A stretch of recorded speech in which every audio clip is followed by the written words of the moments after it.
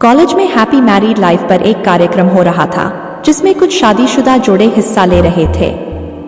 जिस समय प्रोफेसर मंच पर आए उन्होंने नोट किया कि सभी पति पत्नी शादी पर जोक कर हंस रहे थे। ये देखकर प्रोफेसर ने कहा कि चलो पहले एक गेम खेलते हैं, उसके बाद अपने विषय पर बातें करेंगे। सभी खुश हो गए और कहा कौन सा गेम। प्रोफेसर ने एक मैरिड लड़की को खड़ा किया और कहा कि तुम ब्लैक बोर्ड पे ऐसे 25 से 30 लोगों के नाम लिखो जो तुम्हें सबसे अधिक प्यारे हों। लड़की ने पहले तो अपने परिवार के लोगों के नाम लिखे, फिर अपने सगे संबंधी, दोस्तों, पड़ोसी और सहकर्मियों के नाम लिख दिए। अब प्रोफेसर ने उसमें से कोई भी कम पसंद वाले 5 नाम मिटाने को कहा। लड़की ने अपने सहकर्मियों के नाम मिटा दिए। प्रोफेसर ने और 5 नाम मिटाने को कहा। लड़की ने थोड़ा सोचकर अपने पड़ोसियों के नाम मिटा दिए। अब प्रोफेसर ने और 10 नाम मिटाने को कहा। लड़की ने अपने सगे संबंधी और दोस्तों के नाम मिटा दिए। अब बोर्ड पर सिर्फ 4 नाम बचे थे जो उसके मम्मी पापा, पति और बच्चे का नाम था। अब प्रोफेसर ने कहा इसमें से और 2 नाम मिटा दो। लड़की असमंजस में पड़ गई। बहुत सोचने के बाद बहुत दुखी होते हुए उसने अपने मम्मी पापा का नाम मिटा दिया। सभी लोग स्तब्ध और शांत थे क्योंकि वो जानते थे कि ये गेम सिर्फ वो लड़की ही नहीं खेल रही थी, उनके दिमाग में भी यही सब चल रहा था। अब सिर्फ 2 ही नाम बचे थे, पति और बेटे का। प्रोफेसर ने कहा और एक नाम मिटा दो। लड़की अब सहमी सी रह गई। बहुत सोचने के बाद रोते हुए अपने बेटे का नाम काट दिया। प्रोफेसर ने उस लड़की से कहा तुम अपनी जगह पर जाकर बैठ जाओ और सभी की तरफ गौर से देखा और पूछा क्या कोई बता सकता है कि ऐसा क्यों हुआ कि सिर्फ पति का ही नाम बोर्ड पर रह गया। कोई जवाब नहीं दे पाया, सभी मुंह लटका कर बैठे थे। प्रोफेसर ने फिर उस लड़की को खड़ा किया और कहा ऐसा क्यों? जिसने तुम्हें जन्म दिया और पाल पोस कर इतना बड़ा किया उनका नाम तुमने मिटा दिया, और तुमने अपनी कोख से जिस बच्चे को जन्म दिया उसका भी नाम तुमने मिटा दिया। लड़की ने जवाब दिया कि अब मम्मी पापा बूढ़े हो चुके हैं, कुछ साल के बाद वो मुझे और इस दुनिया को छोड़ के चले जाएंगे।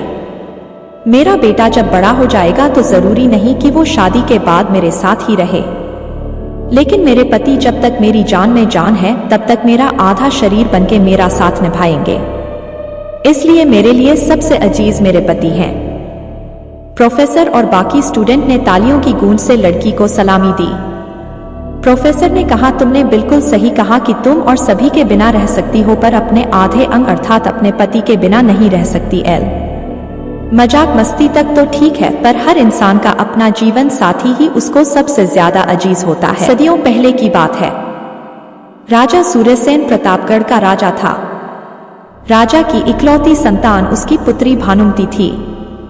वह अत्यंत सुंदर थी। भानुमती के विवाह योग्य होने पर राजा को पुत्री के लिए एक योग्य वर की तलाश थी। राजा एक ऐसा बुद्धिमान वर खोजना चाहता था जो उसकी पुत्री से विवाह के पश्चात उसके राज्य को भी संभाल सके।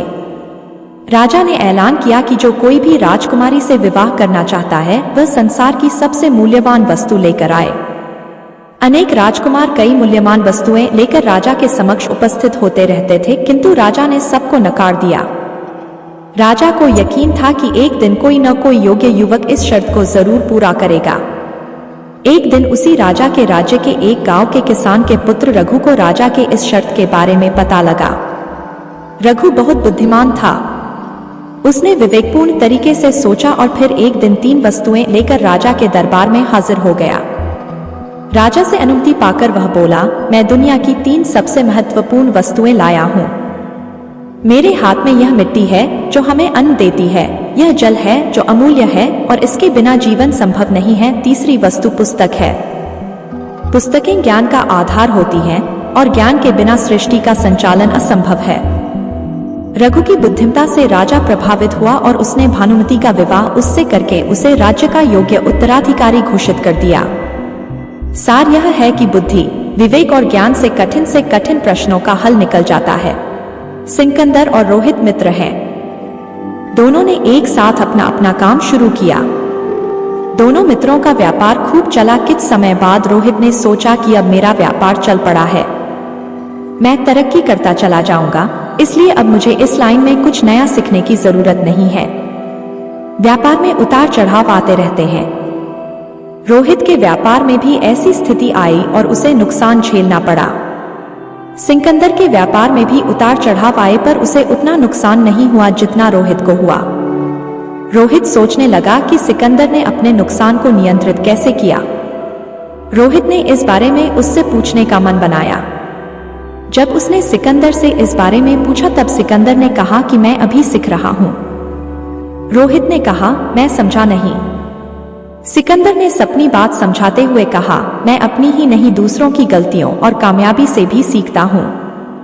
इससे मेरे जीवन में एक जैसी परेशानी बार बार नहीं आती। अगर आती भी है तो आसानी से हल हो जाती है।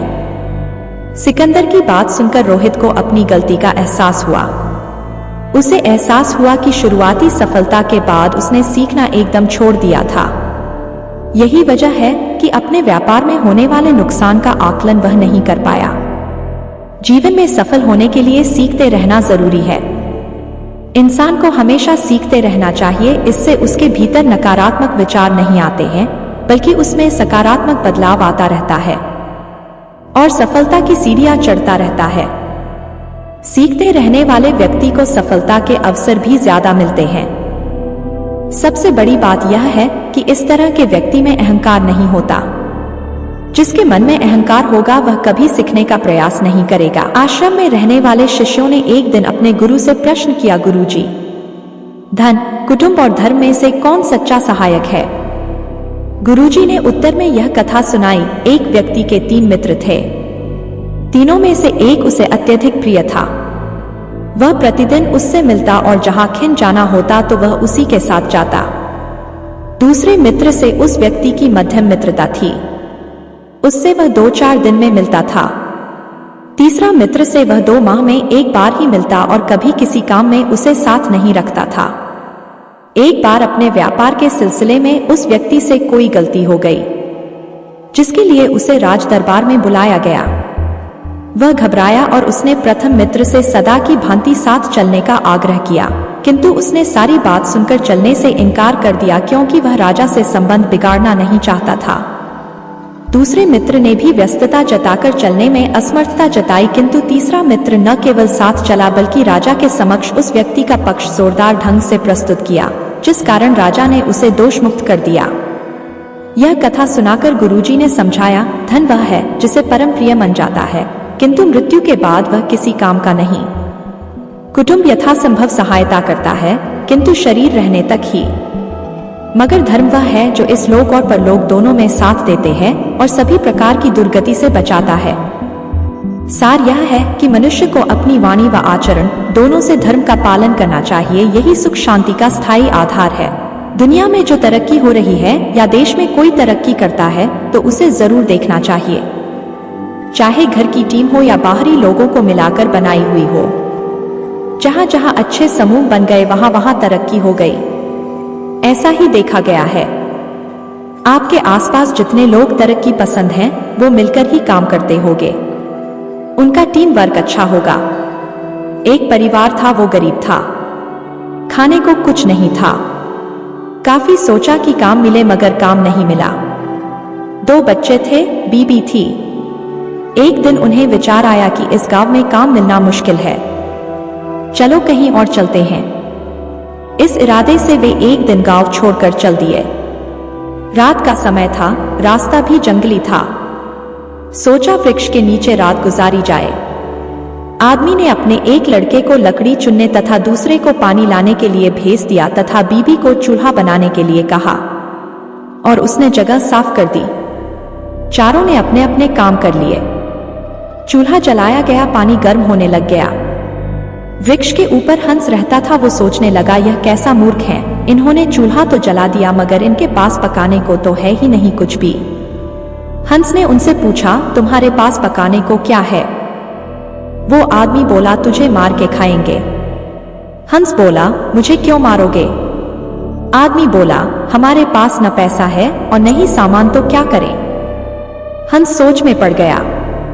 इन्होंने चूल्हा भी जला लिया है, सब कर्मशील हैं, मुझे तो यह खा ही जाएंगे। तो हंस बोला, अगर मैं आपको धन दे दूं तो मुझे छोड़ दोगे? घर का स्वामी बोला, हाँ छोड़ देंगे। हंस कहने लगा, मेरे साथ चलो, मैं तुम्हें धन देता हूं। हंस उनको थोड़ी दूर ले गया और चोंच से इशारा किया और कहा कि यहां से निकाल लो। उन्होंने गड्ढा खोदा और वहां से धन निकाल लिया। हंस का धन्यवाद करके वापस अपने गांव गए और एक ही दिन में खूब मौज से रहने लग गए। अब उनके घर में किसी चीज की कमी नहीं थी।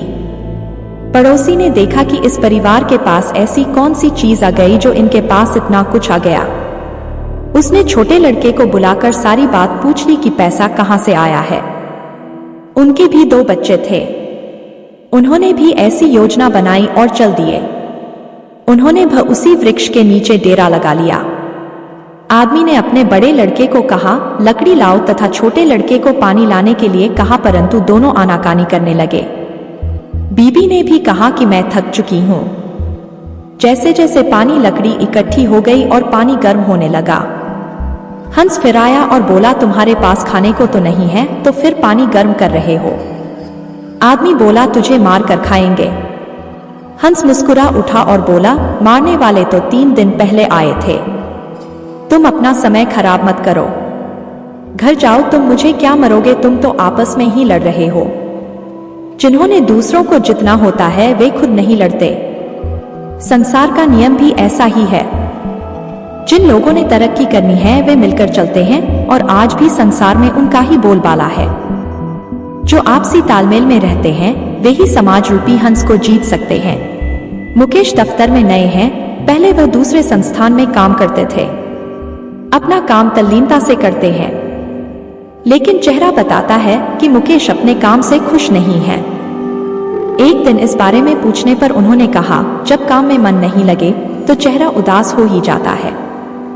काम में मन क्यों नहीं लग रहा है? यह पूछने पर उन्होंने कहा, अरे यह भी कोई काम है। इसके बाद उन्होंने ढेर सारे तथ्यों के साथ अपने काम को महत्वहीन बताने की कोशिश की। उन्होंने यह भी कहा कि इस समय जो काम मेरे जिम्मे है उसके आधार पर दूसरे संस्थान में नौकरी भी नहीं मिलेगी। इस बात को मुकेश के रिपोर्टिंग मैनेजर मिस्टर कुमार को बताया गया। वह सुलझे हुए इंसान हैं। उन्होंने तरीके से मुकेश को समझाया कि उनका काम कैसे महत्वपूर्ण है। मिस्टर कुमार ने उनसे पूछा, मुकेश पहले अपने काम के बारे में बताइए। मुकेश ने कहा, मेरा काम यह देखना है कि हमारी कंपनी के प्रोडक्ट में कहां गड़बड़ी है, उसे कैसे दूर किया जा सकता था, आगे ऐसा क्या किया जाए जिससे पुरानी खामियां फिर से सामने नहीं आए। मुकेश की बात खत्म होते ही मिस्टर कुमार ने कहा, यह जानकर अच्छा लगा कि आपको अपने काम की अच्छी समझ है। जैसा आपने कहा है उसके अनुसार आपका काम प्रोडक्ट को कैसे बेहतर बनाया जाए और उसके निर्माण के दौरान की खामियों को दूर करने से जुड़ा है। मुकेश ने हमें सर हिलाया। इसके बाद मिस्टर कुमार ने पूछा, जब प्रोडक्ट को लेकर इतनी बड़ी जिम्मेदारी कंपनी ने आपको दी है तब आप अपने काम को महत्वहीन क्यों समझते हैं? एक आम धारणा है कि जो लोग प्रोडक्ट के निर्माण से सीधे जुड़े हैं वही मेनस्ट्रीम में काम करते हैं, लेकिन हर काम मेनस्ट्रीम का होता है। अगर ऐसा नहीं होता तो कंपनी आपके ऊपर खर्च नहीं करती। कंपनी को पता है कि आपके काम का परिणाम प्रोडक्ट पर दिखेगा, इसलिए इस बात को मन से निकालिए कि आप जो काम कर रहे हैं उसकी पूछ नहीं है। ध्यान से देखेंगे तो लगेगा कि आपका काम ही सबसे महत्वपूर्ण है। ऊंचे आकाश में सफेद कबूतरों की एक टोली उड़कर जा रही थी। बहुत दूर जाना था उन्हें, लंबा रास्ता था। सुबह से उड़ते उड़ते थकान होने लगी थी। सूरज तेजी से चमक रहा था। कबूतरों को भूख लगने लगी थी। तभी उन्होंने देखा कि नीचे जमीन पर चावल के बहुत से दाने पड़े थे। कबूतरों ने एक दूसरे से कहा, चलो भाई थोड़ी देर रुककर कुछ खा लिया जाए, फिर आगे जाएंगे। एक बुजुर्ग कबूतर ने चारों ओर देखा। वहां दूर दूर तक कोई घर या मनुष्य दिखाई नहीं दे रहा था। फिर चावल के ये दाने यहां कहां से आए? बुजुर्ग कबूतर ने बाकी कबूतरों को समझाया, मुझे लगता है कि यहां कुछ गड़बड़ है, तुम लोग नीचे मत उतरो। लेकिन किसी ने भी उसकी बात नहीं सुनी।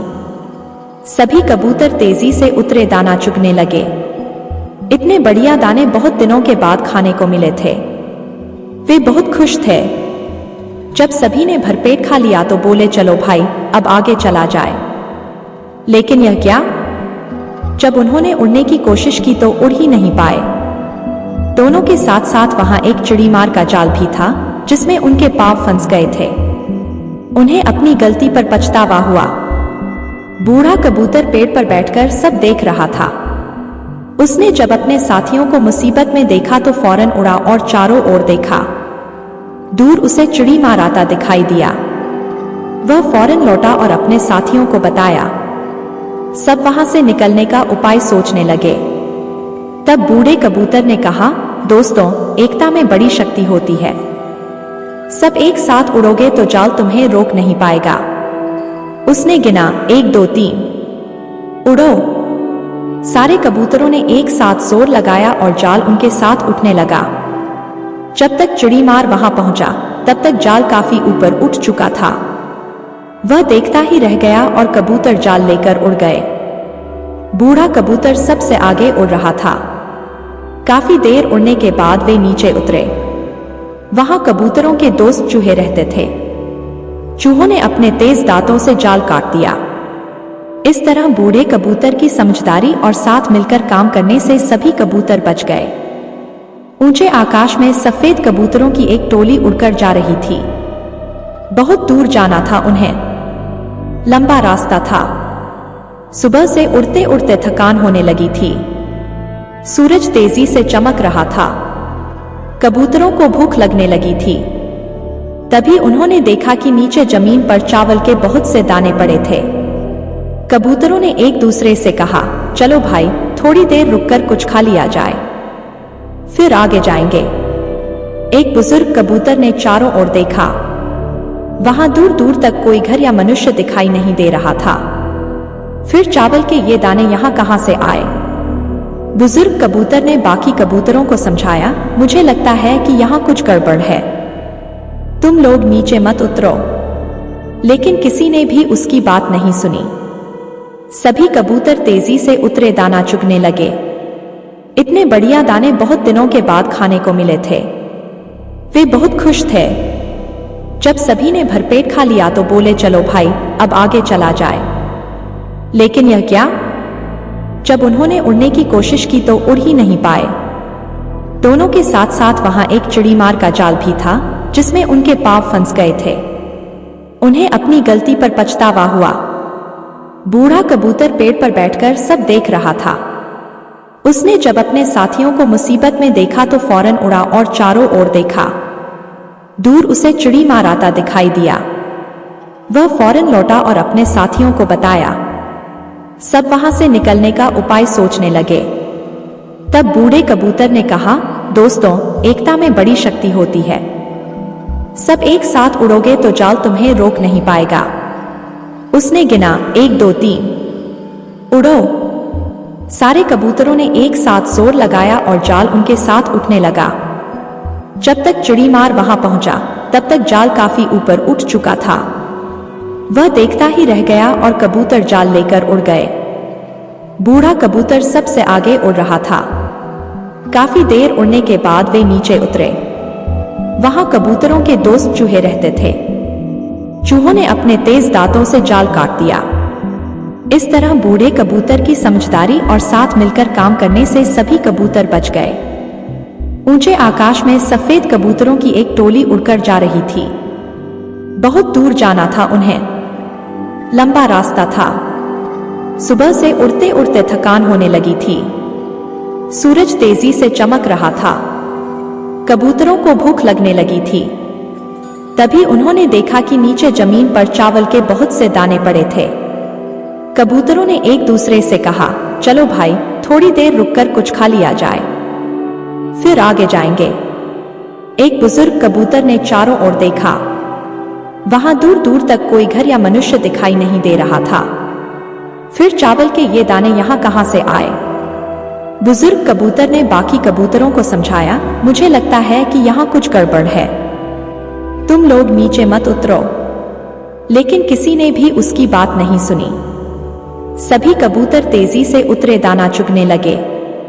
इतने बढ़िया दाने बहुत दिनों के बाद खाने को मिले थे। वे बहुत खुश थे। जब सभी ने भरपेट खा लिया तो बोले, चलो भाई, अब आगे चला जाए। लेकिन यह क्या? जब उन्होंने उड़ने की कोशिश की तो उड़ ही नहीं पाए। दोनों के साथ साथ वहां एक चिड़ीमार का जाल भी था जिसमें उनके पांव फंस गए थे। उन्हें अपनी गलती पर पछतावा हुआ। बूढ़ा कबूतर पेड़ पर बैठकर सब देख रहा था। उसने जब अपने साथियों को मुसीबत में देखा तो फौरन उड़ा और चारों ओर देखा। दूर उसे चिड़ीमार आता दिखाई दिया। वह फौरन लौटा और अपने साथियों को बताया। सब वहां से निकलने का उपाय सोचने लगे। तब बूढ़े कबूतर ने कहा, दोस्तों, एकता में बड़ी शक्ति होती है। सब एक साथ उड़ोगे तो जाल तुम्हें रोक नहीं पाएगा। उसने गिना, 1 2 3, उड़ो। सारे कबूतरों ने एक साथ जोर लगाया और जाल उनके साथ उठने लगा। जब तक चिड़ीमार वहां पहुंचा तब तक जाल काफी ऊपर उठ चुका था। वह देखता ही रह गया और कबूतर जाल लेकर उड़ गए। बूढ़ा कबूतर सबसे आगे उड़ रहा था। काफी देर उड़ने के बाद वे नीचे उतरे। वहां कबूतरों के दोस्त चूहे रहते थे। चूहों ने अपने तेज दांतों से जाल काट दिया। इस तरह बूढ़े कबूतर की समझदारी और साथ मिलकर काम करने से सभी कबूतर बच गए। ऊंचे आकाश में सफेद कबूतरों की एक टोली उड़कर जा रही थी। बहुत दूर जाना था उन्हें। लंबा रास्ता था। सुबह से उड़ते उड़ते थकान होने लगी थी। सूरज तेजी से चमक रहा था। कबूतरों को भूख लगने लगी थी। तभी उन्होंने देखा कि नीचे जमीन पर चावल के बहुत से दाने पड़े थे। कबूतरों ने एक दूसरे से कहा, चलो भाई, थोड़ी देर रुककर कुछ खा लिया जाए, फिर आगे जाएंगे। एक बुजुर्ग कबूतर ने चारों ओर देखा। वहां दूर दूर तक कोई घर या मनुष्य दिखाई नहीं दे रहा था। फिर चावल के ये दाने यहां कहां से आए? बुजुर्ग कबूतर ने बाकी कबूतरों को समझाया, मुझे लगता है कि यहां कुछ गड़बड़ है। तुम लोग नीचे मत उतरो। लेकिन किसी ने भी उसकी बात नहीं सुनी। सभी कबूतर तेजी से उतरे, दाना चुगने लगे। इतने बढ़िया दाने बहुत दिनों के बाद खाने को मिले थे। वे बहुत खुश थे। जब सभी ने भरपेट खा लिया तो बोले, चलो भाई, अब आगे चला जाए। लेकिन यह क्या? जब उन्होंने उड़ने की कोशिश की तो उड़ ही नहीं पाए। दोनों के साथ साथ वहां एक चिड़ीमार का जाल भी था जिसमें उनके पांव फंस गए थे। उन्हें अपनी गलती पर पछतावा हुआ। बूढ़ा कबूतर पेड़ पर बैठकर सब देख रहा था। उसने जब अपने साथियों को मुसीबत में देखा तो फौरन उड़ा और चारों ओर देखा। दूर उसे चिड़ीमार आता दिखाई दिया। वह फौरन लौटा और अपने साथियों को बताया। सब वहां से निकलने का उपाय सोचने लगे। तब बूढ़े कबूतर ने कहा, दोस्तों, एकता में बड़ी शक्ति होती है। सब एक साथ उड़ोगे तो जाल तुम्हें रोक नहीं पाएगा। उसने गिना, 1 2 3, उड़ो। सारे कबूतरों ने एक साथ जोर लगाया और जाल उनके साथ उठने लगा। जब तक चिड़ीमार वहां पहुंचा तब तक जाल काफी ऊपर उठ चुका था। वह देखता ही रह गया और कबूतर जाल लेकर उड़ गए। बूढ़ा कबूतर सबसे आगे उड़ रहा था। काफी देर उड़ने के बाद वे नीचे उतरे। वहां कबूतरों के दोस्त चूहे रहते थे। चूहों ने अपने तेज दांतों से जाल काट दिया। इस तरह बूढ़े कबूतर की समझदारी और साथ मिलकर काम करने से सभी कबूतर बच गए। ऊंचे आकाश में सफेद कबूतरों की एक टोली उड़कर जा रही थी। बहुत दूर जाना था उन्हें। लंबा रास्ता था। सुबह से उड़ते उड़ते थकान होने लगी थी। सूरज तेजी से चमक रहा था। कबूतरों को भूख लगने लगी थी। तभी उन्होंने देखा कि नीचे जमीन पर चावल के बहुत से दाने पड़े थे। कबूतरों ने एक दूसरे से कहा, चलो भाई, थोड़ी देर रुककर कुछ खा लिया जाए, फिर आगे जाएंगे। एक बुजुर्ग कबूतर ने चारों ओर देखा। वहां दूर दूर तक कोई घर या मनुष्य दिखाई नहीं दे रहा था। फिर चावल के ये दाने यहां कहां से आए? बुजुर्ग कबूतर ने बाकी कबूतरों को समझाया, मुझे लगता है कि यहां कुछ गड़बड़ है। तुम लोग नीचे मत उतरो। लेकिन किसी ने भी उसकी बात नहीं सुनी। सभी कबूतर तेजी से उतरे, दाना चुगने लगे। इतने बढ़िया दाने बहुत दिनों के बाद खाने को मिले थे। वे बहुत खुश थे। जब सभी ने भरपेट खा लिया तो बोले, चलो भाई, अब आगे चला जाए। लेकिन यह क्या? जब उन्होंने उड़ने की कोशिश की तो उड़ ही नहीं पाए। दोनों के साथ साथ वहां एक चिड़ीमार का जाल भी था जिसमें उनके पांव फंस गए थे।